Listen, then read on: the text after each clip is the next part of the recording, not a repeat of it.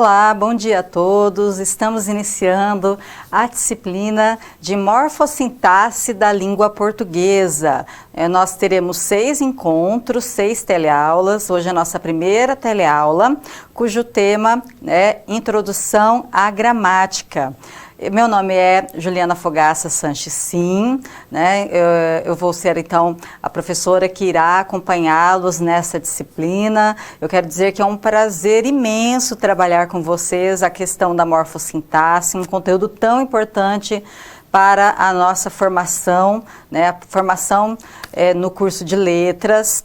Eu sou graduada em letras, especialista em língua portuguesa, mestre e doutora em estudos da linguagem. Então nós vamos trabalhar, né, durante essas aulas, né, na nossa disciplina, todos os conteúdos, né, os fenômenos que envolvem a morfologia e a sintaxe, né? Então são conteúdos que são importantes tanto para nós como estudantes, né, já que mesmo depois de formados, né, todo professor ele precisa continuar a sua vida de estudos, né? Então eu também me considero uma eterna estudante, né?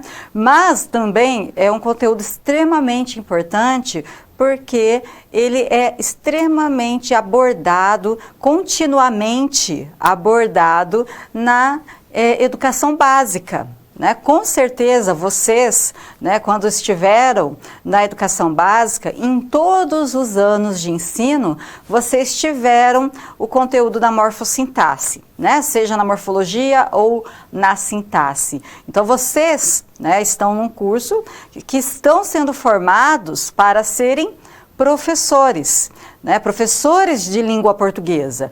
E uma das vertentes da disciplina de português na educação básica, ela trabalha justamente com a morfossintaxe. Então, por isso, ser uma disciplina extremamente importante para a formação de vocês, ok? Antes de entrarmos em mais detalhes sobre a disciplina, eu só quero avisar os tutores que o nosso chat, né, ele está com um probleminha hoje, ele não está funcionando, mas nós temos ali no quadro disponível o e-mail, né, da nossa tutora aqui presencial, que é giovana.tutel@croton.com.br. E durante a nossa aula, ela está acessando então o Skype, que tem acesso aí por meio do e-mail. Então, caso vocês queiram entrar em contato, queiram encaminhar alguma dúvida, vocês podem fazer por meio desse e-mail, já que o chat hoje ele está passando aí por um problema. Tudo bem? Então, agora continuando, né, a falar um pouco sobre a disciplina. O que é importante destacar, né? Em relação à disciplina, como eu comentei, né, ela trata de conteúdos que são abordados na educação básica. Portanto, vocês, né, como alunos, vocês já tiveram, né, boa parte desses conteúdos nessa fase escolar. Então, obviamente que aqui, né, nós estamos em um curso de graduação, um curso superior, então nada mais claro e mais coerente do que nós abordarmos esse conteúdo de uma forma mais aprofundada, né? Então, vocês como futuros professores, vocês precisam ter acesso a esse conteúdo de uma forma mais aprofundada e considerando outras vertentes também que não seja somente da gramática tradicional. Né? Porque hoje a tendência é trabalhar esses conteúdos tendo em vista o uso, a reflexão sobre o uso. Então, tudo aquilo que vocês aprenderam durante a etapa escolar, claro que nós não vamos deixar tudo aquilo de lado. Porém, nós precisamos encaminhar para as tendências contemporâneas de estudos gramaticais, que é essa reflexão sobre o uso. Então, vocês vão observar durante as nossas aulas que a nossa abordagem, ela tende para essas tendências contemporâneas. Então, é importante retomar, vocês como alunos, retomar os conteúdos que vocês já viram na etapa escolar, mas é importante mencionar aqui que nós iremos, então, também dar essa abordagem contemporânea, ok? E, além disso, eu quero mencionar aqui que a disciplina, ela não se reduz somente às teleaulas, né? A nossa disciplina, ela incorpora a questão da leitura do material didático. É extremamente importante que vocês realizem o estudo do material didático, a participação no fórum. Então, o fórum já está aberto, é importante que vocês possam participar no fórum, interagir com os colegas a respeito da discussão colocada lá. Importante que vocês participem também das aulas atividade, né? Então, existe aí uma série de atividades que envolve, né, o estudo dos conteúdos da disciplina. E, como eu já citei, o estudo pré-aula é extremamente importante. Então, em todas as aulas, no finalzinho da aula, eu vou mencionar o que é importante vocês estudarem em casa, principalmente conteúdos da gramática tradicional, para que nós possamos estabelecer as relações com essa abordagem mais contemporânea, ok? Então, eu espero que possamos ter aulas, encontros bastante produtivos, que tudo que for discutido aqui seja bastante também profícuo para a vida profissional e também, né, acadêmica de vocês, ok? Então vamos começar a nossa disciplina com um convite, né? Então eu tenho um convite ao estudo a fazer para vocês. Vamos ao quadro?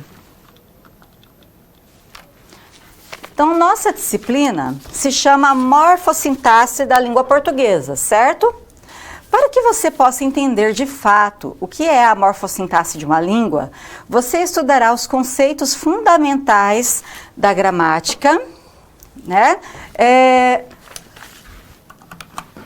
Os conceitos fundamentais da gramática, só um minutinho que pulou aqui, vou voltar. Isso. Como aqueles pertencentes ao domínio da morfologia e da sintaxe, né? Então, vocês viram que o nome da nossa disciplina é Morfossintaxe da Língua Portuguesa. Então, nós vamos especificamente trabalhar com morfologia e com sintaxe. Aprender tudo isso é essencial para que você possa compreender a estrutura da língua e o seu funcionamento, além de tornar-se apto para ensiná-la, já que estamos em um curso de licenciatura e para podermos ensinar, nós precisamos o quê? Ter propriedade daquilo que estamos falando. Nós precisamos ter conhecimento daquilo que estamos ensinando. Então, para sermos bons professores, primeiramente, nós temos que nos apropriar desse conhecimento. E como eu comentei, esse é um conteúdo que ele é abordado em todos os níveis da educação básica. Então, precisamos nos apropriar disso para poder ensiná-la, ok? E quando nós falamos em gramática, em estudos da linguagem, existem vários níveis, né, em que a língua é possível de análise. Então, nós temos aí alguns conhecimentos prévios que são necessários para que nós possamos entender onde que a morfologia e a sintaxe, ela se encontra dentro desse universo que é a língua, e principalmente dentro deste universo que são os estudos da linguagem. Então, vamos lá observar um esqueminha no quadro. Então, nós temos aí vários níveis de análise da linguagem, né? Então, primeiramente, né, nós consideramos o nível fonológico. O que é o nível fonológico? É o nível que estuda os sons da língua, os fonemas da língua, as menores partículas de som, né, que a menor unidade de som que nos permite, então, a produção de palavras, de sentenças, né? Então, o nível fonológico é esse nível que busca estudar os fonemas, a articulação da linguagem, como é que os sons são produzidos. É o primeiro nível de análise da língua. Depois disso, a gente sobe um pouquinho mais e nós vamos então para o nível morfológico. E o que o nível morfológico, no que esse nível se ocupa? Ele se ocupa em estudar as palavras. Então, primeiramente, a gente estuda uma partícula, que é a partícula responsável pelo som, a menor partícula, que é o fonema. Depois nós subimos para um outro nível, que é o morfológico, que se ocupa da palavra, né? Então, o morfológico, ele se ocupa em entender como que uma palavra ela é formada, como que uma palavra é estruturada, qual que é e quais são as funções das palavras na língua portuguesa. Após isso, nós então ampliamos um pouquinho mais a análise e nós passamos para o nível sintático, que é o nível das sentenças, né? Ou seja, da oração, né? Quando nós podemos então fazer a união de várias palavras para formar orações. E nós estudamos então no nível sintático como que essas palavras elas se articulam para formar então essas sentenças. Quais são as funções de cada uma delas, né, de cada um dos termos da oração dentro dessas sentenças. Após isso, nós daí podemos trabalhar o nível semântico. O que vem a ser o nível semântico? É o nível que se ocupa em estudar os significados que as palavras têm dentro das sentenças. Então, eu posso ter, por exemplo, a palavra sol. A palavra sol significa o quê? Astro, né? O primeiro sentido da palavra sol é um astro. Porém, né, o nível semântico, ele vai nos mostrar que, dependendo do contexto, né, nós podemos atribuir um outro significado a essa palavra. Então, eu posso olhar para uma pessoa e falar assim: você é o sol da minha vida. Aí, nesse caso, essa palavra, ela adquire uma outra significação. Então, o nível semântico, ele se ocupa em estudar as significações que as palavras podem ter dentro das sentenças. E, posteriormente, nós podemos ampliar a discussão e trabalhar a linguagem tendo em vista o nível discursivo e o nível pragmático.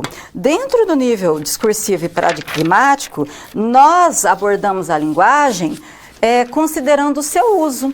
Nós trabalhamos a linguagem considerando quem produziu determinado enunciado, para quem ele foi produzido, o momento histórico de produção desse enunciado, a ideologia que esse enunciado carrega, né? Então, o nível pragmático e o discursivo, ele se ocupa em estudar a linguagem dentro do contexto de produção, considerando todos esses elementos, né? Porque dependendo da época que foi produzido, né, nós temos que ter um outro olhar para aquele enunciado e não olhá-lo somente na sua superfície, né? Nós precisamos, na verdade, entender qual a carga ideológica que carrega aquele enunciado, né? Por que ele foi produzido? Com qual finalidade? Quando? Quem produziu? Para quem foi produzido? Né? Então, essas questões, elas são preocupações do nível discursivo e pragmático, ok? Então, tudo isso são aí possibilidades de estudos da linguagem. Na nossa disciplina, nós vamos nos ater a estudar os dois, na verdade, o segundo e o terceiro nível, né? O segundo e o terceiro níveis, né? Que é a morfologia e a sintaxe, ok? Vamos então dar continuidade. Então, vocês viram que a nossa disciplina, né? Onde que entra a nossa disciplina? Ela entra no estudo da morfologia e da sintaxe. E por isso, o nome, né? Morfossintaxe, né? Porque é a junção da morfologia e da sintaxe. E o que é a morfologia? A morfologia, como eu já comentei, é o estudo da palavra. Então, se ocupa em estudar a origem da palavra. Então, nós vamos ver que uma palavra, por exemplo, ela pode dar origem a várias outras, pelo processo de derivação, por exemplo. Nós vamos estudar a questão da estrutura da palavra, né? Então, os afixos, os elementos que podem ser aí unidos a um radical para trazer ideias de pluralidade, trazer ideias, por exemplo, de aumentativo e diminutivo, né? Vários outros aspectos que envolvem a forma. E também, dentro da morfossintaxe, nós temos a sintaxe, que é o estudo das sentenças, que tenha, então, a preocupação em estudar a organização dos termos na oração, as funções desses termos, né? Então, esses aspectos é que envolvem, então, o estudo da morfossintaxe.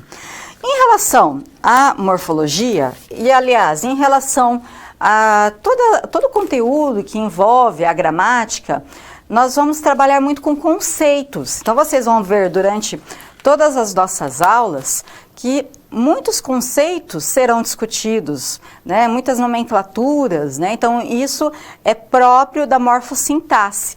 E tem alguns conceitos que é importante nós relembrarmos. Então, vamos lá ao quadro. Então, conceitos importantes em morfologia. Estrutura das palavras, né? Então, nós temos lá uma palavra que tem um radical e esse radical, ele pode aí receber alguns morfemas. Então, por exemplo, se eu tenho a palavra menino, menino, eu vou ter o quê? O radical menin. E aqui eu tenho o quê? Eu tenho um morfema, e esse morfema ele indica o quê? Ele vai indicar que essa palavra é uma palavra masculina. Eu posso indicar acrescentar um outro morfema? Posso. Posso colocar aqui o S. É um outro morfema que eu estou acrescentando à estrutura dessa palavra. E no caso, esse outro morfema, ele tem uma indicação de número. Ou seja, que essa palavra é uma palavra no plural.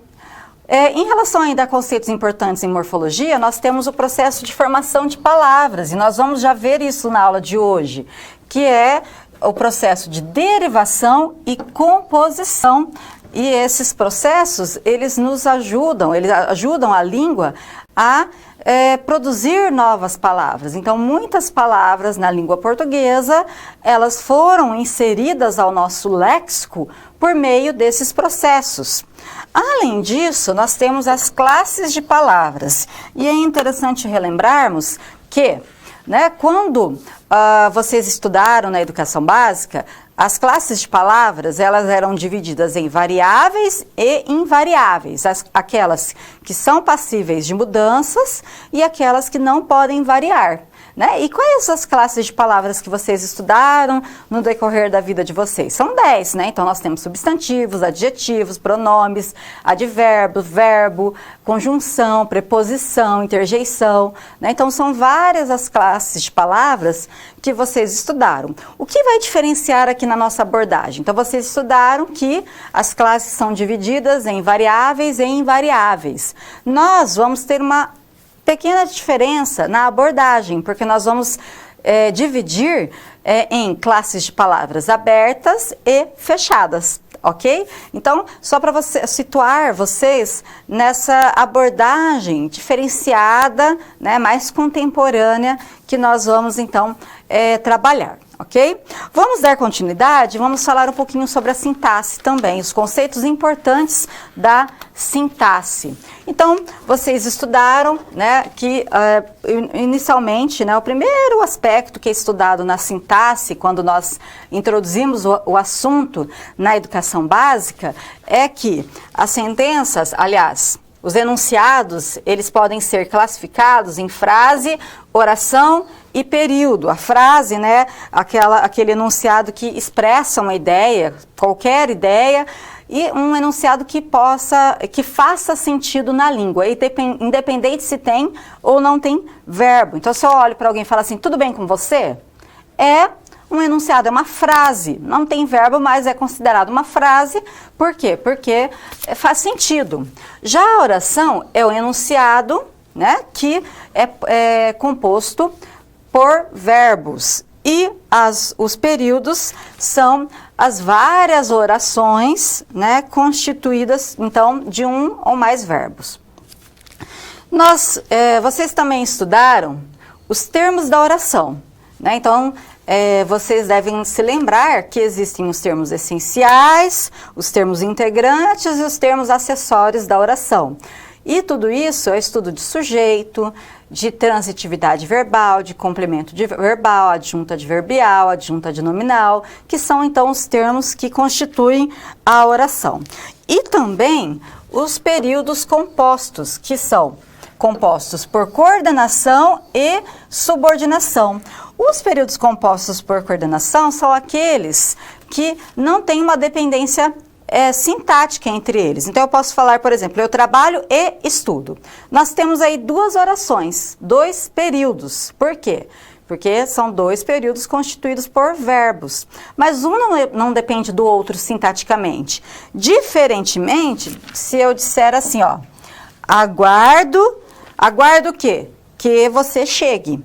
Esse é um período subordinado, porque o segundo período, ele depende do primeiro, aguardo. Aguardo o quê? Que você chegue. Um depende do outro para sintaticamente. Então, por isso que ele é subordinado.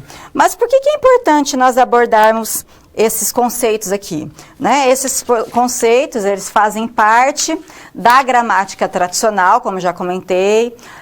Eles partem da NGB, da Nomenclatura Gramatical Brasileira, um documento bastante antigo, de 1959, e que orienta o ensino na educação básica. Mas, como eu já comentei, hoje nós temos uma abordagem mais contemporânea, mais levada à reflexão sobre o uso, em torno do uso da língua. Então, embora, né, a gente não possa descartar tudo isso que nós vimos, nós não podemos também ignorar essa abordagem contemporânea, né, que é a tendência daqui para frente. Então, nós precisamos tentar relacionar essas duas visões dos conteúdos gramaticais, ok? E durante as nossas aulas, né, nós vamos ter aí situações, né, que são postas a nós para que nós possamos tentar aí resolvê-las. Então vamos conhecer qual que é a situação que nós vamos ter aí geradora da aprendizagem durante a nossa aula. Observem lá. Catarina, uma professora de português de primeira viagem, precisa fazer seus alunos entenderem o conceito de gramática e a trabalharem com um tipo de manifestação gramatical, a morfológica. Alguns alunos de Catarina terão, a princípio, alguma dificuldade para entender o que é gramática, justamente pelo fato de haver vários sentidos associados a essa palavra. Então, como tornar esse conceito mais claro para a sua turma? Então, esse o desafio nosso, ajudar a Catarina, né, a deixar esse conceito do que é gramática claro para a turma dela. Então, nós vamos nos colocar na posição de ajudantes dessa professora, né? E aí nós temos alguns outros questionamentos. Como definir gramática e quais são as unidades linguísticas com as quais ela opera? Como a gramática pode ser estudada e como pode ser ensinada? Quais os possíveis conceitos de palavra e como eles são usados no estudo da morfologia? Olhem que interessante esse segundo item. Como que a gramática pode ser estudada e como que ela pode ser ensinada? Vocês, neste momento, vocês estão estudando a gramática, como alunos da disciplina de morfossintaxe da língua portuguesa. Mas chegará um momento que vocês terão que ensinar a gramática, né? Então, é importante nós termos essa abordagem, tanto de como estudar, porque vocês também terão que ensinar, né? E os possíveis conceitos de palavra, né? Já que existem vários tipos de palavra, como nós iremos observar durante a nossa aula. Então, para dar início, né, a toda essa discussão, nós vamos agora assistir a um primeiro vídeo.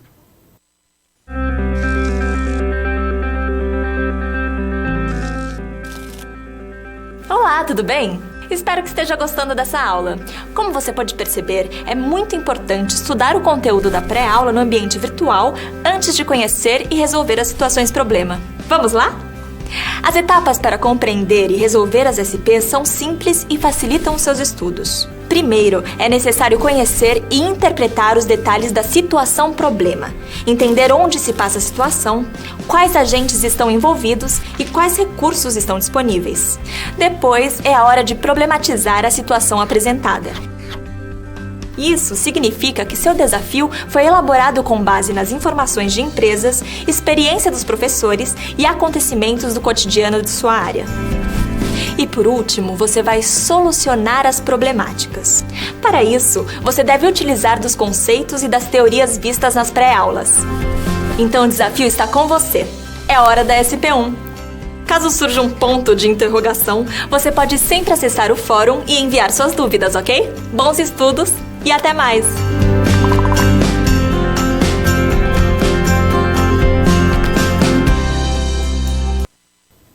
Muito bem. Pessoal, só antes de falar da situação problema 1, eu só quero lembrá-los, né, que na semana que vem nós teremos o feriado e a aula, então, da próxima semana, ela já foi gravada, né, e vocês podem acessá-la no AVA de vocês, tá bem? Agora vamos, então, conhecer a situação problema 1, que irá nortear, então, essa primeira discussão. Qual que é o foco dessa primeira situação? É gramática, né? A forma da gramática e a função. Entender, então, o que é gramática. Então, olhem lá. Na primeira aula de sua primeira turma, Catarina perguntou aos alunos o que eles entendiam por gramática e obteve muitas respostas diferentes. Um livro de regras da língua, uma matéria da escola, palavras da língua, modos de falar e escrever que aprendemos na escola. Tudo isso fazia sentido, mas qual que é o desafio em relação a tudo isso? É o desafio de delimitação conceitual, o que de fato vem a ser gramática. Então, qual que é a sua tarefa, sua como aluno aqui da nossa disciplina? É criar, né, para Catarina, o exemplo de um verbete de dicionário para a palavra gramática, para que ela aborde com seus alunos as especificidades de cada uma de suas principais acepções, ou seja, quais são os sentidos e quais são as relações, qual que é o conceito de gramática, ou quais são os conceitos de gramática. O que é necessário para isso, então? Conhecer a estrutura de um verbete de dicionário enquanto um gênero discursivo, ou seja, enquanto uma manifestação textual que circula na sociedade. Então, esse vai ser o nosso papel dessa primeira situação-problema. Primeiro, entender o que vem a ser gramática, o que significa, então, esse termo, né? E depois ajudar, então, a Catarina a criar um verbete que defina de forma bastante clara o que é gramática, o conceito de gramática. Então, vamos começar a entender o que é gramática? Observem lá no quadro. Então, como nós vimos, os alunos de Catarina, eles aí deram várias significações para o que vem a ser gramática. Então, eles disseram que pode ser uma disciplina, um livro, um conjunto de regras. E aí, o que nós podemos, então, esclarecer sobre isso? Que gramática é um termo polissêmico, existe uma polissemia em relação ao termo gramática. O que significa polissemia? Os vários sentidos. E, de fato, nós podemos ignorar algumas dessas respostas? Não, porque gramática ela é, sim, uma disciplina, ela pode ser, sim, um livro, e também é um conjunto de regras, né? Então, de fato, o que significa saber gramática? Significa dominar os conteúdos da disciplina? Significa saber fazer análise sintática? Ou significa usar adequadamente estruturas da língua? Pode sim significar tudo isso daqui. Depende do contexto, depende da forma que eu estiver trabalhando com o termo gramática, né? Se eu estiver trabalhando em relação a uma disciplina em sala de aula, então eu posso falar assim, você está dominando o conteúdo daquela disciplina lá? Sim, gramática, né? ou se eu estiver trabalhando com estruturas da língua, né? Aí eu posso usar esses outros dois questionamentos. Você sabe fazer análise sintática? Né? Você sabe trabalhar com isso? Você sabe analisar adequadamente as estruturas da língua? Então, é um termo que de fato é polissêmico, mas a gente precisa delimitar um pouquinho, né? Nós precisamos, em relação à nossa disciplina, delimitar de fato o conceito do que é gramática. Então vamos observar no quadro. Então, gramática de fato, o que ela é? Né? Então, para essa disciplina, o que nós consideramos de fato, né, gramática? Ela é parte do estudo das línguas naturais, e a gente já vai entender o que é uma língua natural, e ela também é propriedade da língua usada pelos falantes, o que é inerente a essa língua. Todo mundo fala? Você fala, eu falo, todos nós fazemos uso da língua portuguesa. E será que, para um sujeito fazer uso da língua portuguesa, né, ele obrigatoriamente precisa saber gramática? Sim, né? Mas precisa ser exatamente aquela gramática que é ensinada na escola? Não, né? Então, uma criança quando ela nasce, né, então ela vai passar por diversas fases até ela chegar na fase em que ela começa a falar. Então, lá pelos 2 aninhos, mais ou menos, ela começa a falar. Então, ela começa com poucas palavras, né? Depois ela já começa aí a conseguir estabelecer algumas relações entre as palavras, até ela ter aí a capacidade de falar frases completas, sentenças completas, né? Lá pelos 4 aninhos, ela já desembesta a falar, fala muito. Mas será que ela precisou ir até a escola para aprender a falar? Não, né? Ela, na verdade, ela tem aí uma gramática intuitiva, né? De alguma forma, ela sabe um pouco de gramática para estabelecer aí relações coerentes e emitir frases que são adequadas, né? Que são possíveis ao sistema da língua portuguesa, né? Por isso que ali a gente viu que gramática de fato é a propriedade da língua usada pelos falantes, o que é inerente a essa língua. Então, nós, quando falamos, nós fazemos uso da gramática, mesmo, né, aqueles que não tiveram acesso ao ensino institucionalizado. Mas a gente já vai entender um pouquinho mais sobre isso. Vamos primeiramente entender o que é uma língua natural, né? Então, o que é a língua natural?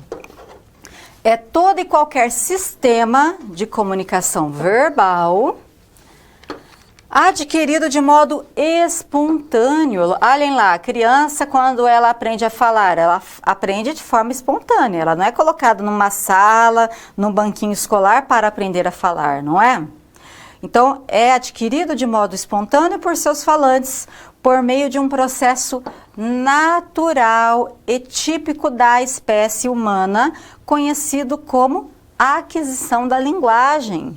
Então, o homem, ele tem essa capacidade de adquirir de forma natural a linguagem, e isso é uma língua natural, né? E o que é a língua natural, então? A língua portuguesa é uma língua natural? Sim!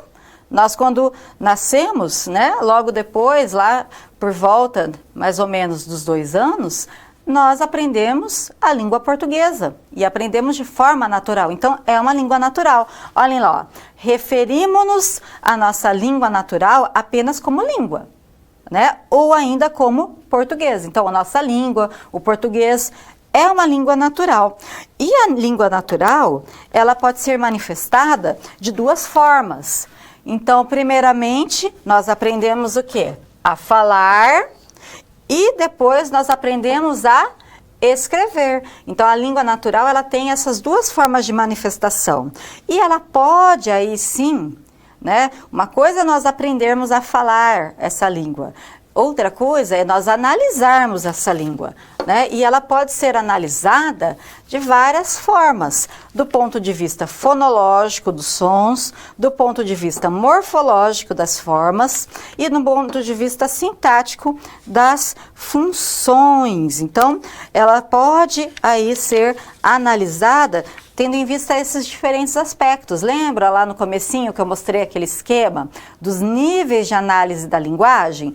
Pois bem, na gramática, né, quando falamos em gramática, nós abordamos a gramática considerando esses 3 níveis, fonológico, morfológico e sintático. Então, quando nós estudamos uma língua e quando nós estudamos a gramática de uma língua, precisamos levar em conta que para estudar essa língua, o que a gente tem que fazer? A gente precisa decompô-la, né? A gente precisa decompor os enunciados. Se eu tenho um texto e eu quero estudar aquele texto do ponto de vista gramatical, eu vou ter que decompor as partes de um texto. Então, eu posso decompor primeiro em parágrafos, depois eu vou decompor em sentenças, mas se eu quero estudar as palavras daquelas sentenças, então eu vou decompor um pouquinho mais, e se eu quiser reduzir ainda mais, né, esmiuçar ainda mais esse texto, o que eu vou fazer? Eu vou decompor a palavra, se eu quero estudar, por exemplo, o nível fonológico. Né? Então, observem lá no quadro como é que cada um desses níveis, eles podem aí ser estudados, né? E o que é cada um desses níveis? Então, eu tenho primeiro o nível fonológico, que se ocupa em estudar a análise fonológica. E o que vem a ser essa análise fonológica? É a articulação sistemática dos fonemas, né? E o que são os fonemas? São unidades mínimas de distinção entre palavras. Então, nós ainda não trabalhamos aqui com significados dessas unidades, que são os fonemas, mas assim com a distinção, né? Então, aqui, ó, por exemplo, nós temos vários termos aqui, ó. Caca, faca, laca, maca, naca, paca, taca e vaca. Se eu pegar, por exemplo, faca e vaca, né, são 2 palavras que têm significados diferentes. Mas o que distingue uma palavra da outra sobre o ponto de vista fonológico? O primeiro elemento, o F e o V. Então, os fonemas são unidades que possibilitam a distinção entre uma palavra e outra. Então, vocês podem observar aqui que dentre todas essas palavras, faca, caca, laca, maca, naca, o que distingue uma palavra da outra é o primeiro fonema, o primeiro elemento aqui. Ele não tem, ele sozinho não carrega nenhuma significação, mas ele é capaz de distinguir uma palavra de outra. Subindo um pouquinho mais de nível, nós temos então o nível da morfologia, que é responsável pela análise morfológica, ou seja, a articulação sistemática dos morfemas. E o que são os morfemas? São unidades mínimas de significação nas palavras. Então, antes, nos fonemas, não havia uma significação específica dessas unidades. Já nos morfemas nós temos. Então, por exemplo, nós temos lá a palavra menino, meninos, menininho, menininha. E o que são os morfemas aqui, ó? O ele é um morfema que ele tem uma significação. Por quê? Porque ele indica o gênero, no caso aqui o gênero masculino. O S, ele tem uma significação, porque ele indica o número, que é uma palavra no plural. Inho, inha, indica o quê? O grau, né? Especificamente aqui o in, né? O grau, diminutivo, né? Olhem o A aqui, ó, indicando o gênero feminino. Isso tudo são morfemas. Isso pode acontecer também com os verbos. Por exemplo, aqui, ó, o verbo fazer, né? Nós temos o radical do verbo, nós temos uma vogal temática que indica a qual conjugação esse verbo pertence. Nós temos o R aqui que indica que é um verbo numa forma nominal, ou seja, a forma do infinitivo. Ó, fazíamos. temos novamente o radical, temos aqui uma desinência, que é um morfema, que indica qual que é o tempo desse verbo, qual que é o modo desse verbo. Temos o mos aqui, que é um outro morfema, que indica que esse verbo está no plural, ele indica que é um verbo de primeira pessoa, né? Aqui nós temos também, ó, desfazer. Então, de um verbo, nós temos a criação de uma nova palavra, né? Então, a partir do acréscimo do morfema des, nós temos a criação de uma nova palavra a partir desse verbo e desse acréscimo, desse morfema. Então, nós temos o quê? Um retrocesso, desfazer, a criação dessa palavra. E aí, nós temos também o nível da sintaxe, que realiza, então, análise sintática e se ocupa da articulação sistemática dos sintagmas e das sentenças, né? O que são sintagmas e sentenças? São estruturas formadas a partir da combinação de palavras. E sentença aqui, é importante nós destacarmos, eu vou falar várias vezes durante a nossa disciplina, que sentença é a mesma coisa que oração. Ok? O que é oração mesmo? É o enunciado formado por um verbo. Então, olhem aqui, nós temos uma sentença. É um enunciado, uma frase formada por um verbo. Os alunos estudaram o conteúdo. E nós temos aqui sintagmas. Nós temos o sintagma nominal, que pode ser considerado também o sujeito dessa sentença. E por que ele é um sintagma nominal? Porque o núcleo do sintagma, a palavra mais forte, é um nome, um substantivo, alunos. E temos também um sintagma verbal, que pode ser também chamado de predicado, de acordo com a gramática tradicional. E por que ele é um sintagma verbal? Porque a palavra mais forte é um verbo, né? O núcleo desse sintagma é formado por um verbo. Então, na análise sintática, o que nós fazemos? Nós decompomos as sentenças e estudamos as partes. Então, os alunos e estudaram conteúdo. Nós decompomos a sentença em duas partes. É isso que a sintaxe faz, ok? Então, gente, a partir de tudo isso, né, desses níveis de análise, nós entendemos que gramática, ela é o quê? Né, quando falamos em gramática, observem no quadro.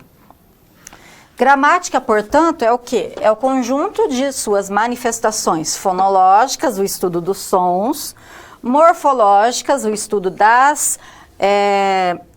forma das palavras, e sintáticas, o conjunto, o estudo das funções dessas palavras. Então, aqui, ó, nós temos o sistema linguístico, a disciplina linguística, que é a gramática, e a gramática, então, se vocês pegarem qualquer compêndio, qualquer gramática que vocês tiverem em casa, vocês vão ver que a gramática ela vai se subdividir nessas unidades, da fonologia, da morfologia e da sintaxe. Estuda então o fonema, o morfema, a palavra, o sintagma e as sentenças. Então, qualquer gramática vai ter isso.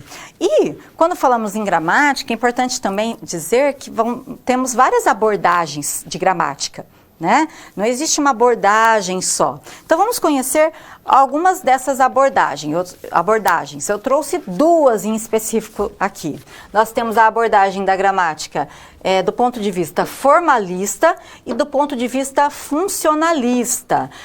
A abordagem formalista é uma abordagem mais tradicional, que prioriza a organização estrutural, a forma, né? Não se ocupa muito com como que as sentenças são produzidas, quais são os efeitos de sentidos de determinada sentença, o contexto de produção, diferentemente da abordagem funcionalista, que prioriza as motivações comunicativas, a função, o que levou à formação daquela sentença, quando que ela foi produzida, né? O porquê que ela foi produzida, enfim.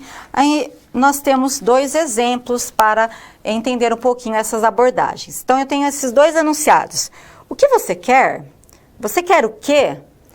Para o ponto de vista formalista, são dois enunciados que não se distinguem, a não ser pela ocupação dos termos na oração, né? Pela ordem que os termos são ocupados na oração. Em relação ao sentido, para a abordagem formalista, não há diferenças. Porém, do ponto de vista funcionalista, né, além da diferença na forma, a abordagem funcionalista entende essas duas sentenças como sentenças diferentes.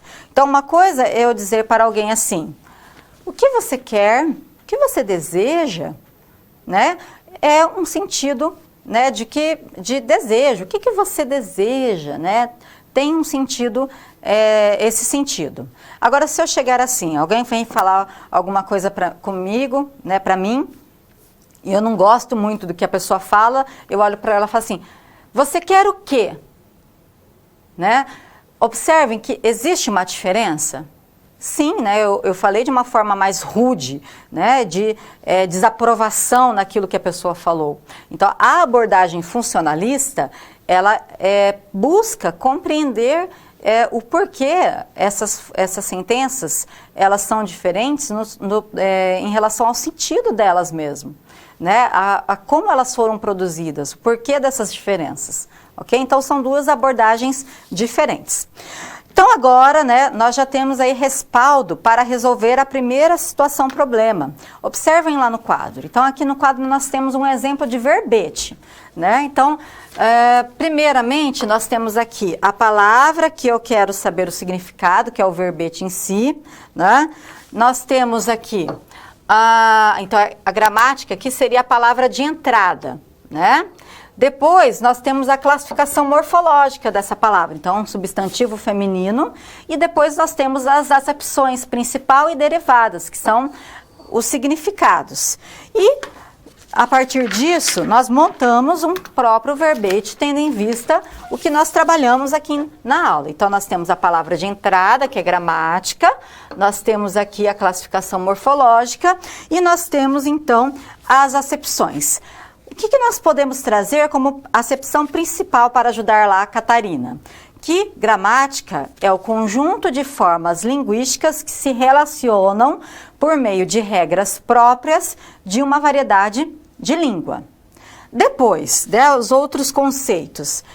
Nós podemos dizer que gramática é o estudo dos princípios que regulam o modo como as estruturas de uma variedade linguística se relacionam, então como um fenômeno, né, e o estudo desse fenômeno.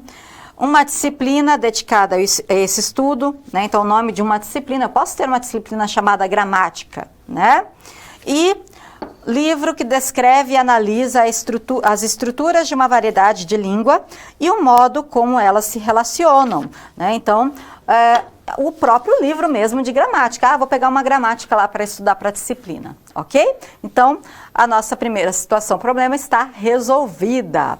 Vamos assistir agora ao nosso segundo vídeo para irmos para a nossa segunda situação-problema.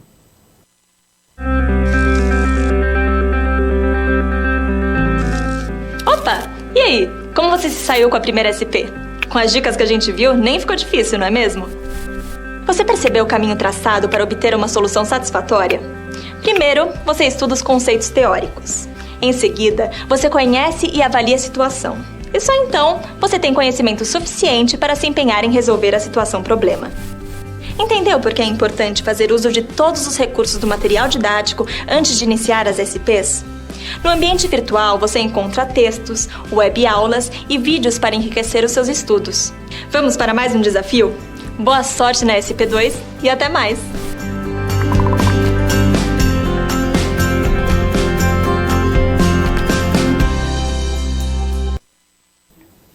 Então, vamos conhecer a SP2, vamos ao quadro? Então, o nosso foco é gramática, conhecimento linguístico e ensino. Então, olhem lá, a professora Catarina passou por uma situação delicada. O pai de um aluno, quando foi buscar seu filho, encontrou-a e disse: meu filho não sabe nada de gramática, fala tudo errado, como eu. Eu não quero que ele não conheça a própria língua. A professora, sem jeito, riu da situação, mas ficou preocupada. E isso o que nos remete? Nos remete a uma ideia equivocada sobre o funcionamento da língua. Ou seja, as pessoas acham que falar a língua portuguesa de forma adequada é falar de acordo com a gramática padrão, né? E quem nunca se deparou com uma situação dessa? Vocês, né, como alunos do curso de letras, já devem ter se deparado, né? Quando vocês falam assim, eu faço letras, aí outra pessoa fala, nossa, agora eu vou ter que prestar atenção no que eu vou falar, né?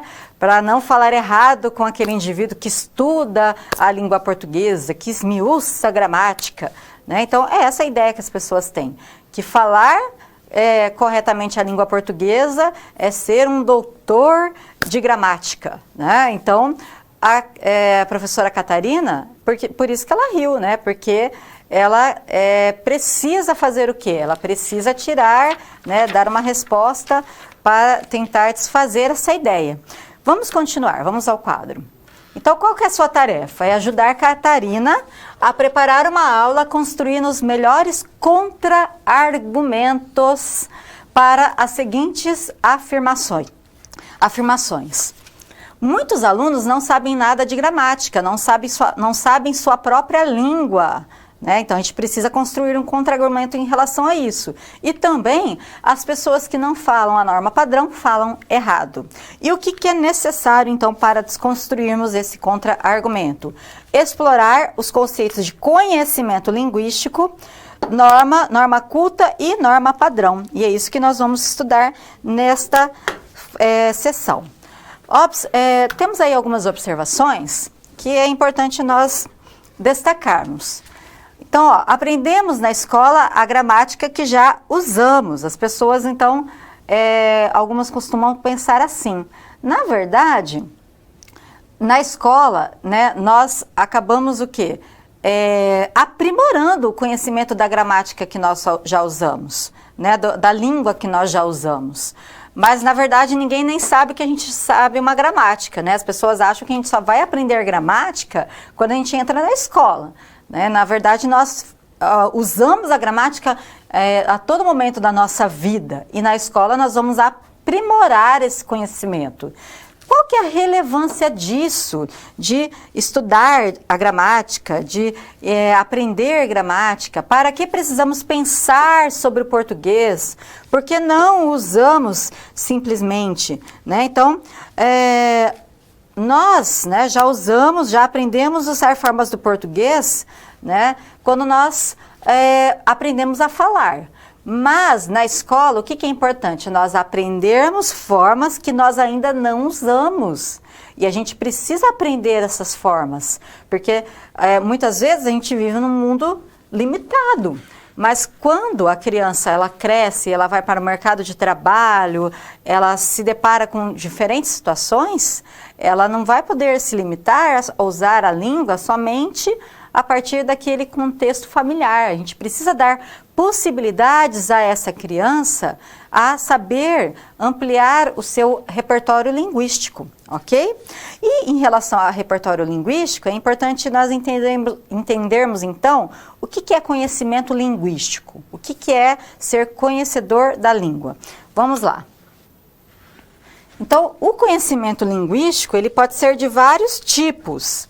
Primeiramente, é o conhecimento implícito que todo falante tem do funcionamento de sua língua. Então, por exemplo, nós temos lá, aluno ou estuda gramática. Será que alguém, mesmo uma pessoa que nunca teve acesso à escola, uma pessoa analfabeta, ela vai falar uma frase dessa forma? Não.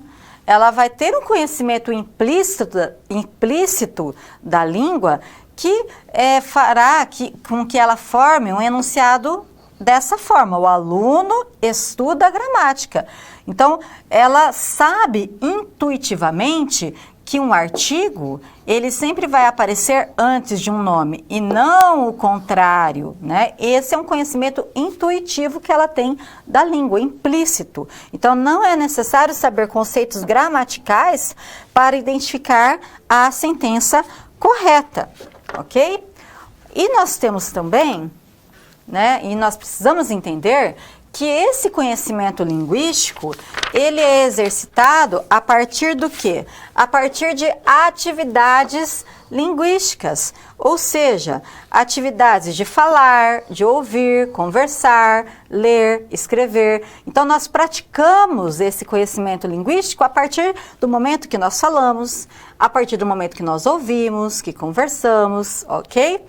E essas atividades linguísticas, então, elas são divididas em dois tipos.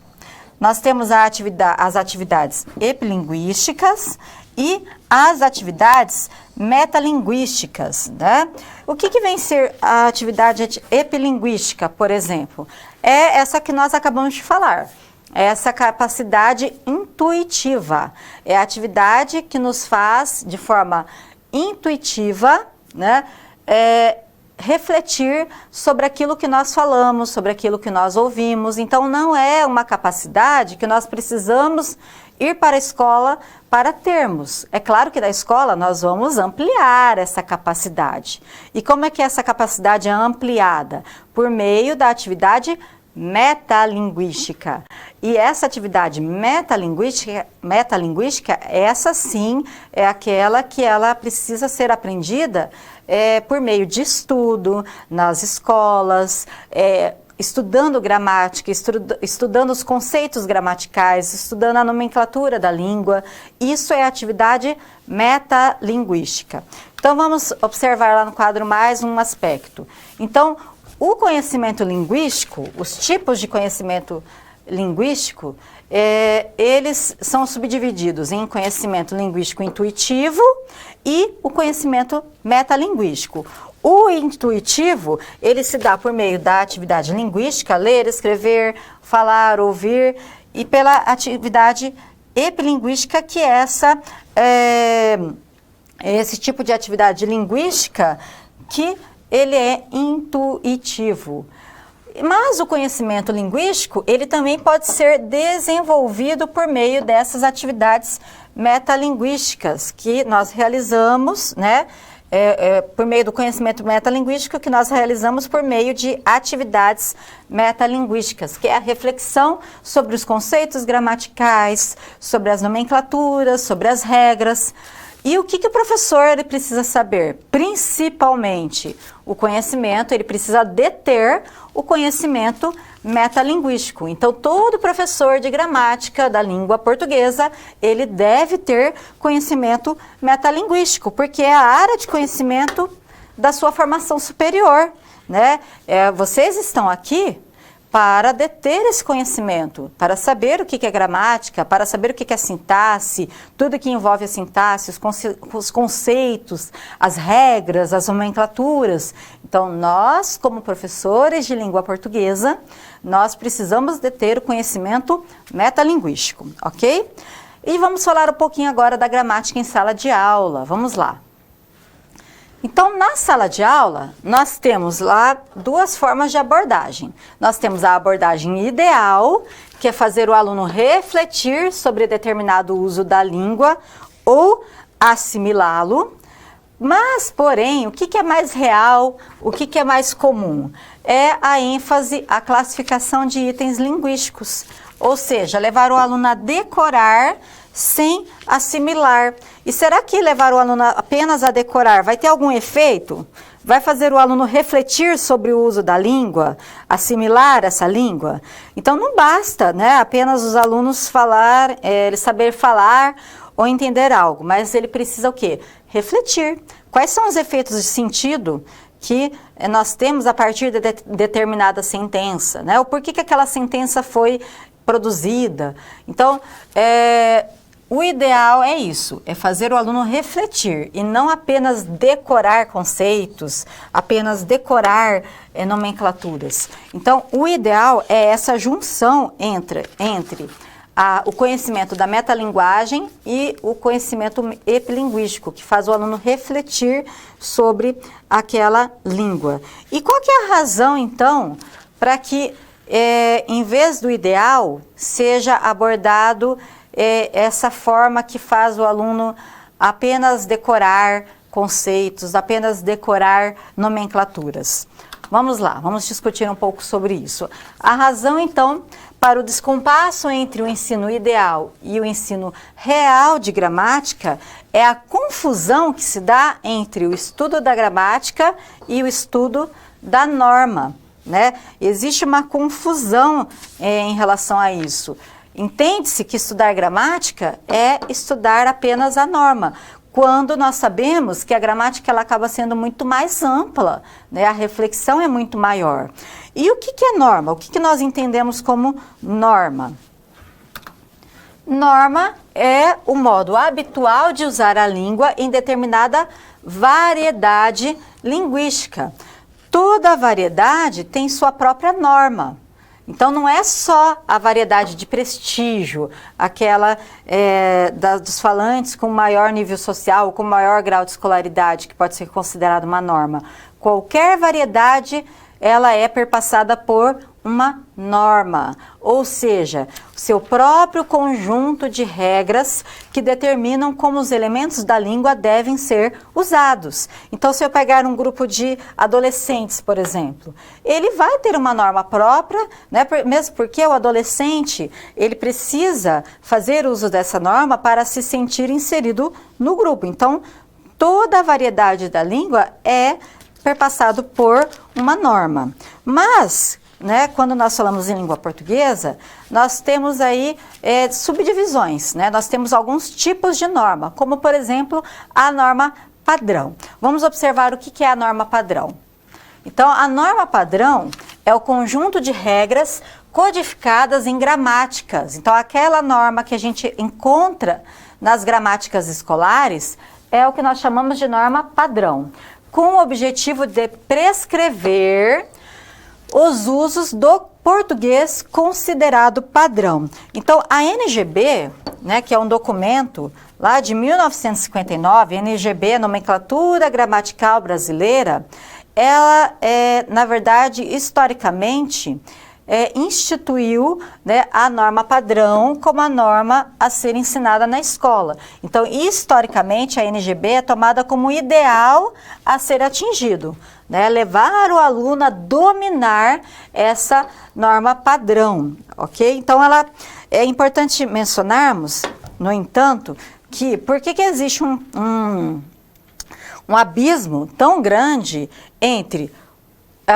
o que é falado, né, no dia a dia e a norma que é ensinada na escola, porque esse padrão ele não se baseou na fala da maioria dos falantes, né? Então, por isso que existe esse abismo tão grande. Ele se baseou, na verdade, na fala que veio para o Brasil, lá de Portugal, né, do português europeu, ok? Nós temos também a norma culta, né? O que é a norma culta? É o conjunto de regras linguísticas fatualmente usadas pelos falantes cultos do português. É o resultado, né, dos falares mais prestigiados, daquelas pessoas que fazem parte das classes econômicas mais altas, que tem um nível mais elevado de instrução, de escolaridade.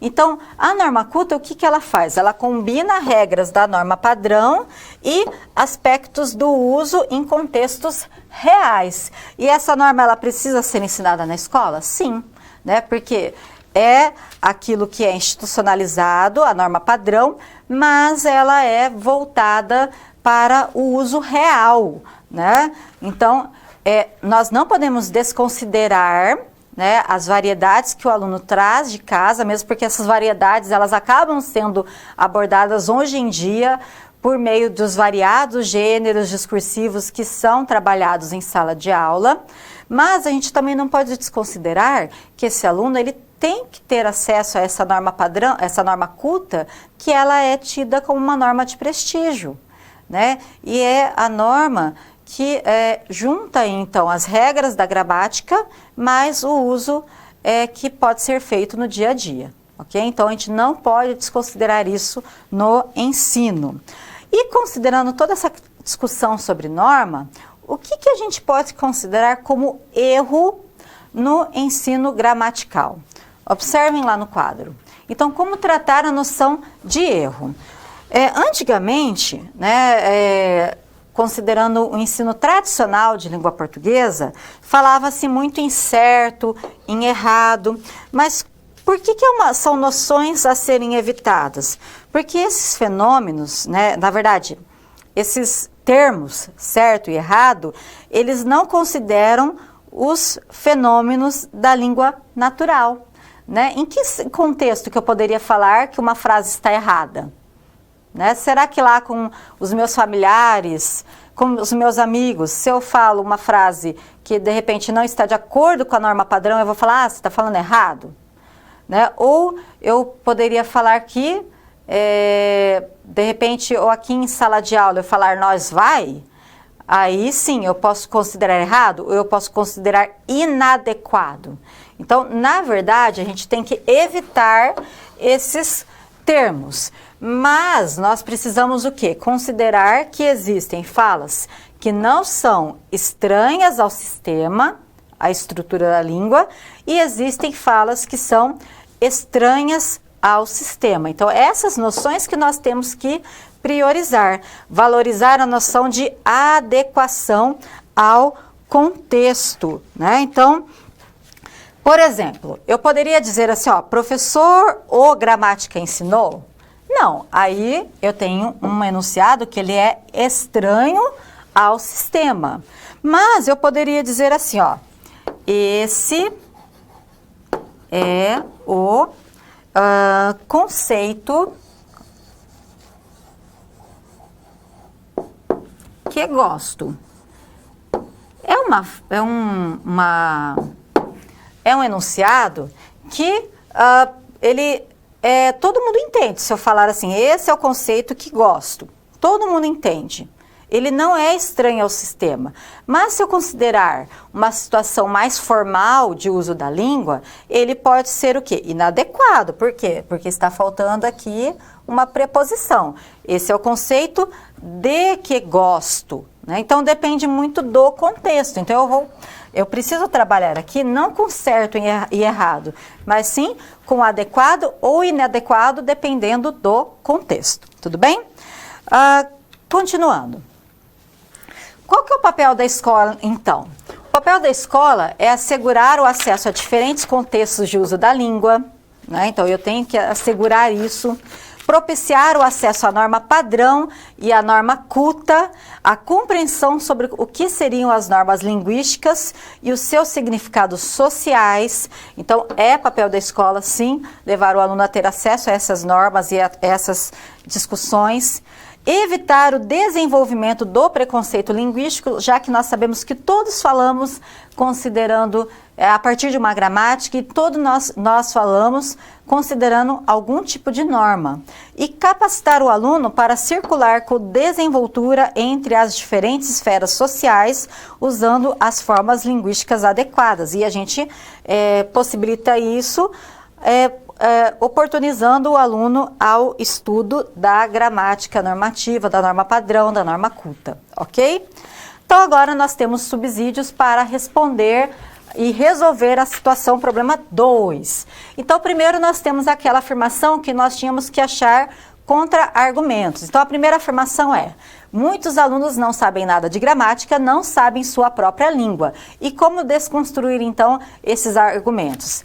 Ele só é verdade quando se fala do domínio da metalinguagem gramatical. Aí eu posso até dizer que nem todos têm conhecimento da metalinguagem, dos conceitos, das regras, das nomenclaturas. Então só é verdade nesse sentido. Todos falam usando gramática. Quando nascemos e aprendemos a falar, fazemos uso de uma gramática. Todos, então, portanto, conhecem a sua língua. A norma padrão não é sempre usada, né? Então, nós falamos a norma culta, no máximo a norma culta, nem sempre a norma padrão. O uso da língua é influenciado pelo contexto, e isso é um fato. Norma não é sinônimo de língua, nós vimos isso também nessa sessão. Ou a outra afirmação: as pessoas que não falam norma padrão falam errado. E quais são os contra-argumentos em relação a isso? Quem não segue a norma padrão, segue outra norma. De alguma forma, ela vai ter uma norma aí para estabelecer a comunicação. Ideias como certo e errado carecem de objetividade. Em que contexto eu posso dizer que determinada fala está certa ou errada? Não seguir a norma padrão não significa não utilizar a língua corretamente, sob a perspectiva de sua finalidade comunicativa. E pode-se ser competente linguisticamente, mesmo sem seguir a norma padrão, ok? Agora nós vamos para o terceiro momento da nossa aula. Até mais!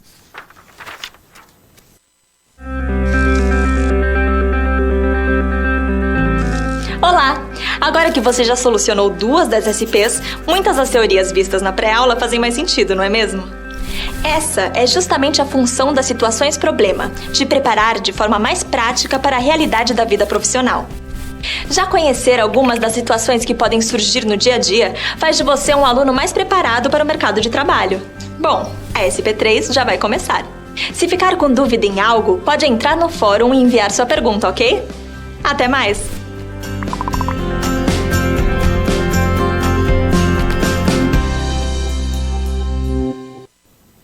Então, vamos lá para a SP3? Vamos lá. Então, o foco da nossa situação. Problema 3 é a morfologia. Então, olhem a situação. Recentemente, um dos alunos de Catarina fez-lhe a seguinte pergunta no final da aula. Professora, a gente, com sentido de nós, se escreve junto ou separado?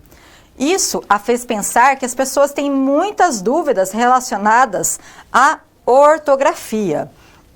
Então, é interessante porque essa situação, ela nos dá a oportunidade para a abordagem da morfologia, né? Então, qual que é a sua tarefa? Sua tarefa é ajudar Catarina a preparar uma aula sobre ortografia de palavras, como agente e agente, com respostas às seguintes questões. Agente separado corresponde a uma ou a 2 palavras? Como justificar a resposta? O que torna tão comum a escrita de agente no lugar de agente, que consiste em um erro de ortografia? O que é necessário, então, para podermos responder a esses questionamentos? Explorar os diferentes conceitos de palavra, né? Então, nós sabemos o que é uma palavra? Você sabe o que é uma palavra? A gente sabe identificar, mas existem vários tipos de palavra, e isso muitas vezes é o que leva a essa confusão, escrever com certeza junto, de repente junto, agente separado ou junto, né? Então, a discussão sobre conceitos de palavra nos ajudam a entender, então, por que esses erros acontecem. Então, observem lá no quadro. Olhem que interessante, quantas palavras há neste enunciado? Olhando aqui, assim, a primeira resposta é que nós vamos ter o quê? 4 palavras. Então, o que é palavra? Né? Então, nós temos aí, a primeira resposta que nos viria à mente seria o quê? 4 palavras. Qualquer pessoa responderia dessa forma. Mas nós vamos ver por meio do estudo teórico que não é tão simples assim. Vamos primeiro entender, então, o que é palavra. Então, palavra é a unidade linguística que integra o conhecimento linguístico. Olhem que interessante. De repente, a gente viu o copo em cima da mesa. Por que será que nós não, né? Mas por que será que é comum as pessoas cometerem essas falhas? Colocar de repente junto, a gente junto, em cima junto. Né? O porquê? Então, nós vamos entender isso a partir do conhecimento dos diferentes tipos de palavra. Né? Então, nós temos a palavra gráfica, a palavra prosótica, o lexema, a forma de palavra e a palavra gramatical. Então, conhecer esses vários tipos de palavras nos vai fazer pensar, então, o porquê que essas falhas ocorrem. Então, o primeiro tipo é a palavra gráfica. Que é a palavra representada convencionalmente pela escrita. É aquela palavra que nós lemos no texto, palavra a palavra, quando nós temos um texto escrito. Então, por exemplo, o aluno estuda gramática. Nós temos o que aqui? 2 palavras gráficas. Então, aqui o e o aluno são 2 palavras. Nós também temos outro tipo de palavra, que é a palavra prosótica, que é a palavra que nós usamos na pronúncia, na fala. Então, é a unidade delimitada pela dinâmica acentual, rítmica, que as sequências sonoras assumem na fala. Então, tem gente que fala muito rápido e isso que nos faz, às vezes, confundir a delimitação entre uma palavra ou outra. Isso depende, então, muito do ritmo, né, da dinâmica acentual. Então, o aluno estuda gramática. Então, aqui nós podemos ter o que, então? Uma única palavra, né, uma única palavra prosótica da respectiva, por meio da perspectiva fonológica, o aluno. Né? Então, a gente não dá uma pausa quando nós falamos, e por isso que é considerada uma palavra prosótica, mas duas palavras gráficas, né? Então, vai depender do tipo que nós estivermos abordando. Agora, nós temos também lexema versus forma de palavra. Lexema é uma unidade abstrata que integra o quê?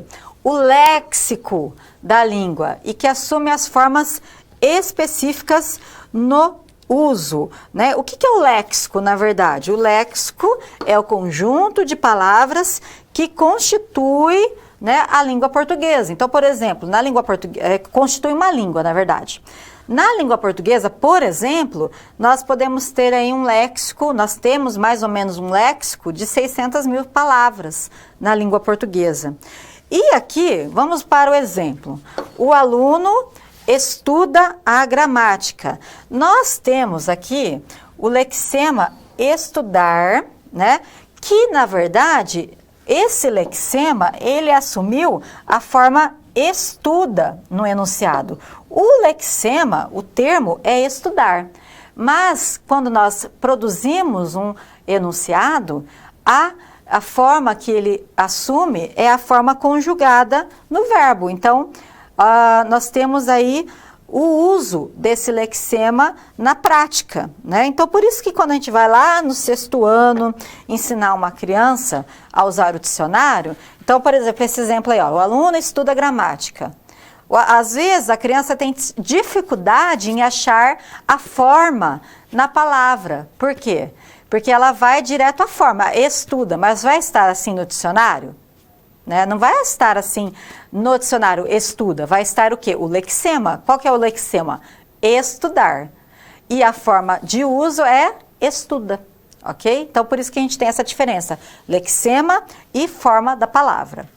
Vamos agora para a palavra gramatical.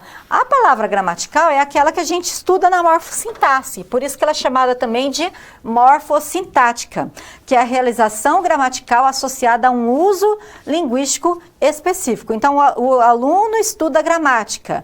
Então, a gente tem a palavra gramatical quando a gente classifica essa palavra.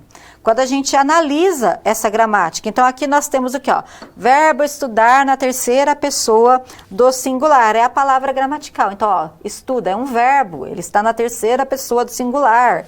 Outra palavra aqui, outro exemplo, aluno, substantivo. Então, substantivo, verbo, é a palavra vista do ponto de vista gramatical. Então, quando a gente estuda morfologia, a gente viu que morfologia é o conjunto de regras de combinação e uso dos morfemas para a produção de palavras. A gente tem o que então? O estudo das palavras gramaticais. E a gente estuda então as formas dessas palavras, né? Então, nós temos aí as formas, as palavras sendo produzidas e sendo formadas por meio de afixos. E nós temos então a morfologia flexional, que são palavras, é uma morfologia que não é responsável pela formação de novos lexemas, e a morfologia derivacional, que ao contrário, formam novos lexemas. Então, por exemplo, aqui, ó, panela. Quando eu acrescento o afixo S, o morfema S, eu não estou formando nova palavra, eu só estou indicando aqui o plural, então, dessa palavra.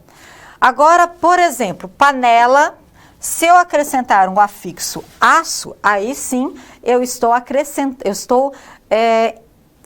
formando um novo lexema, né? Panelaço, né? Então nós tivemos aí manifestações com bateção de panelas, que foi chamado de panelaço, uma formação de um novo lexema.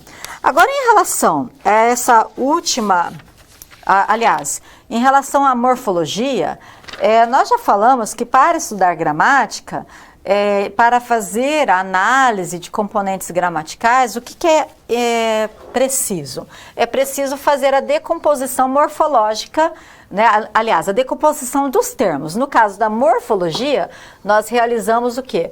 A decomposição morfológica. Então, por exemplo, palavra inexplicável. O que nós fazemos para estudar a palavra do ponto de vista morfológico? Nós decompomos essa palavra.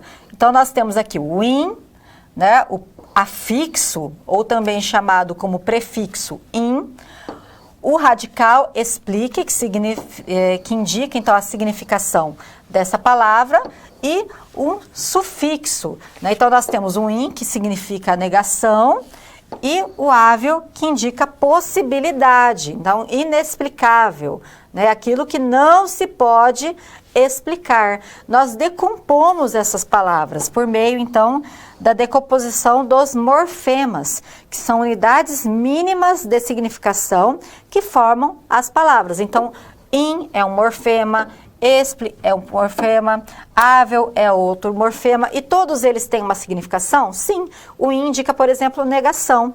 Então, são unidades mínimas de significação das palavras.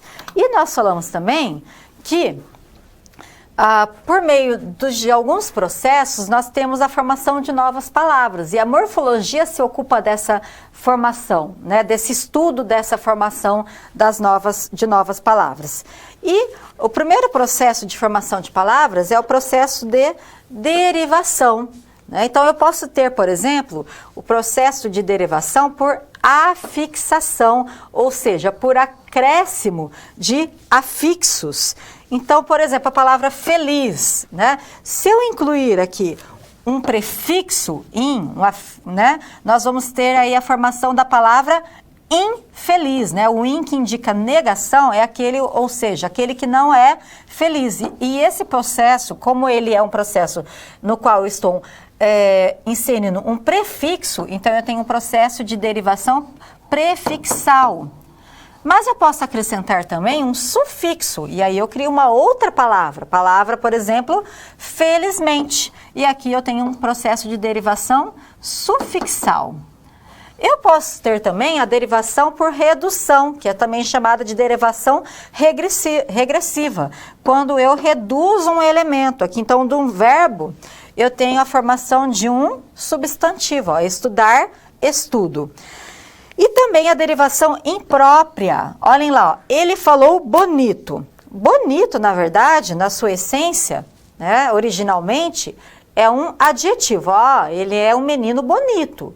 Então, adjetivo. Mas nesse caso aqui, por que é uma derivação imprópria? Porque é um adjetivo sendo usado com uma outra função morfológica. Ele está sendo usado aqui com a função de advérbio de modo. É o modo como ele falou. Ele falou bonito. Então, quando uma palavra sofre alteração na classe gramatical, nós temos a derivação imprópria. Nós temos também um outro processo de formação de palavras, que é o da composição, né? Quando nós temos aí, a partir da junção de dois ou mais radicais, a formação de uma nova palavra. Então, nós temos aqui justaposição, ó, por exemplo, guarda e roupa. Juntando os dois, nós temos a formação de uma nova palavra. E também composição por aglutinação. A aglutinação, ela acontece quando ocorre a supressão de um ou mais elementos fonéticos, né, de sons. Então, por exemplo, em boa hora, nada mais é do que a composição, né, por aglutinação de em boa hora. Juntando tudo, vamos ter o quê? Embora, ok? Agora podemos resolver a situação, problema 3. Olhem lá, qual que eram as perguntas? A primeira: a gente corresponde a uma ou a duas palavras. Como justificar a sua resposta? Vai depender do quê? Do aspecto linguístico. Então, se for do aspecto do ponto de vista fonológico, nós vamos ter o quê? 2 lexemas que eles acabam sendo pronunciados juntos, e isso, por meio dessa pronúncia, nos resultará em uma só palavra. Em relação ao aspecto lexical e gramatical, nós vamos ter 2 lexemas funcionando com valor pronominal, nós e função deítica. Seria, ó, a gente vai no shopping? Seria como se fosse uma só palavra, o agente, né? Então, por isso que tem gente que escreve junto. Agora, sobre o aspecto gráfico, aí sim, são 2 palavras, o a e o gente. E a outra pergunta é o que torna tão comum a escrita de agente no lugar de agente, que consiste em um erro de ortografia. Olhem a resposta. Os alunos tentam correlacionar a delimitação da palavra escrita à delimitação da palavra prosótica, gramatical e ao próprio lexema. Isso ocorre provavelmente porque o aluno assume a existência de uma correlação razoável entre ortografia e fala. E é muito comum isso na escola, ok? Agora vamos à finalização da nossa aula.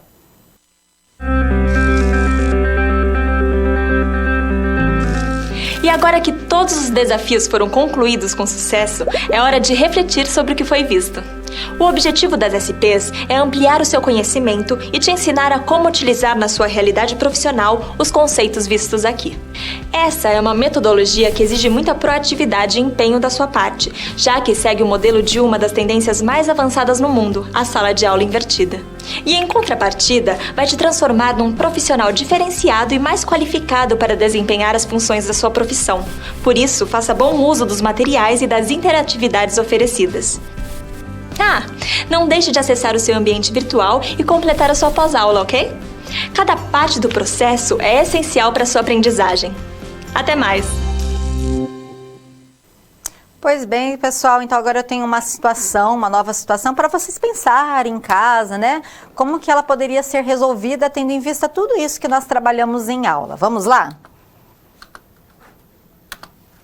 Então, imagine que você é convidado a dar uma palestra que contemple os seguintes tópicos: conceito de gramática, tipos de gramática, ensino da gramática na escola. Como que você prepararia essa aula, essa palestra, né? Então, considerando tudo isso que nós vimos, né, o que seria interessante? Eu, professora Juliana, como que eu abordaria, então, esses conteúdos nessa palestra? Primeiramente, eu falaria do que é língua, o que é linguagem, como que a língua pode ser utilizada em determinadas situações, as diversidades de falares, os contextos em que a língua pode ser utilizada, né? Depois de toda essa discussão, eu entraria no conceito de gramática. O que é gramática? O que nós podemos entender como gramática? Será que só quem vai à escola pode fazer uso da gramática? Entraria também no conceito de norma, né, que é tudo isso que a gente falou agora. Falaria dos tipos de gramática que existem, né? Depois, eu falaria sobre as perspectivas de uso da gramática, das abordagens gramaticais, como nós falamos aqui na aula. E, enfim, aí eu entraria sobre a discussão do papel da escola, né, nesse contexto, né? Qual é o papel da escola? Né? Entender que não existe apenas um tipo de gramática, entender que não existe apenas um tipo de norma, e isso nos leva também à questão de compreender a questão do erro, né, do conceito de erro e de certo e de errado, mas sim de adequado e inadequado. Então, toda essa discussão que nós vimos. Observem no quadro, olhem tudo que nós aprendemos. Nós aprendemos o que é a morfossintaxe, que é a união de morfologia e sintaxe. Nós aprendemos qual que é o conceito de gramática. Quais são os tipos de conhecimento linguístico que existe, como, por exemplo, o epilinguístico e o metalinguístico. Abordamos a questão do ensino de gramática, abordamos a diferença entre norma padrão e norma culta, o que é palavra, quais são os tipos de palavra, qual que é a estrutura da palavra e os processos de formação de palavras. Então, bastante conhecimento nós tivemos durante essa aula de hoje. E o que nós ainda vamos aprender? Né? Então, na próxima aula, nós vamos aprender as classes de palavras e com uma nova subdivisão. Então, na gramática tradicional, vocês aprenderam que as classes de palavras, né, o substantivo, verbo, adjetivo, pronome, conjunção, enfim, são divididos em classes variáveis e invariáveis. Na nossa segunda aula, né, que é essa aula que eu já comentei que ela foi gravada e que vocês precisam assistir, nós vamos ver que as palavras, elas são subdivididas entre palavras abertas e fechadas. E, além disso, nós vamos abordar a constituição dos sintagmas. E o que é preciso, o que é importante vocês estudarem, então, previamente, antes de assistirem à segunda aula? É importante vocês revisarem o conceito de classificação de palavras, né, o que vem a ser a classificação de palavras, retomar o estudo gramatical tradicional das classes de palavras variáveis e invariáveis. Então, é importante vocês retomarem isso e retomar também o estudo das especificidades dos verbos, pessoa, número, modo, tempo e voz. Ok? Então é importante vocês pesquisarem, buscarem uma gramática para estudarem isso antes de assistirem a nossa segunda aula. Tudo bem? Eu espero que a aula de hoje tenha sido bastante produtiva e eu deixo agora vocês com um vídeo de finalização dessa aula de hoje. Um abraço a todos. De acordo com o senso comum, gramática é um conjunto de regras para o bom uso da língua, mas para os estudos linguísticos não é bem isso. Na realidade, a gramática é o conjunto de regras de uma língua natural que determina como as formas linguísticas devem se relacionar umas com as outras. Para estudar essas regras, é necessário destacar as estruturas da língua em seus diferentes níveis e analisar separadamente cada fenômeno, do mais básico ao mais complexo. No primeiro nível temos o fonema, a menor unidade gramatical, que distingue pela relação entre palavras aquelas que têm significados diferentes. Em seguida temos os morfemas, cuja função é formar as palavras de uma língua, que por sua vez constitui uma outra unidade gramatical de definição mais complexa. Quando uma palavra se combina às outras, elas formam uma espécie de bloco linguístico chamado sintagma. Por fim, a combinação entre sintagmas com a presença de pelo menos um verbo dá origem às sentenças. Assim, você pode perceber que a gramática se organiza em 3 subsistemas de relações. Fonologia, que estuda as relações entre os fonemas, morfologia, que estuda as relações entre morfemas e palavras, e sintaxe, que estuda a relação entre palavras e sintagmas. Dessa forma, a união da análise morfológica com a análise sintática caracteriza o estudo da morfossintaxe. É importante saber que a gramática de uma língua, apesar de ser um sistema de regras bem estruturado, não ocorre de maneira homogênea. Isso porque em comunidades linguísticas restritas são desenvolvidas variedades da língua, que podem até mesmo ter uma gramática própria. Então, para padronizar o uso da língua, é comum que um conjunto de regras gramaticais seja selecionado e codificado como padrão da língua falada pela comunidade, chamado de norma padrão ou língua padrão. Também é bastante utilizada a norma culta, que se assemelha à norma padrão, mas traz algumas diferenças, devido às constantes mudanças da língua, que acontecem num ritmo mais acelerado do que a sua incorporação à norma padrão. Na escola, os alunos devem ter contato com todas essas normas. Por isso, é fundamental que o professor desenvolva o estudo da língua, articulando os conhecimentos linguísticos intuitivos dos alunos, ao conhecimento metalinguístico que ele tem do sistema gramatical. É importante também que ele trabalhe o estudo de gramática a partir de práticas de linguagem situadas por meio de diferentes gêneros discursivos, e não a partir de nomenclaturas gramaticais e estruturas linguísticas descontextualizadas. Dessa forma, o aluno pode visualizar a gramática em pleno funcionamento, para um aprendizado mais significativo da língua. Continue pesquisando sobre este tema. Bons estudos e até mais!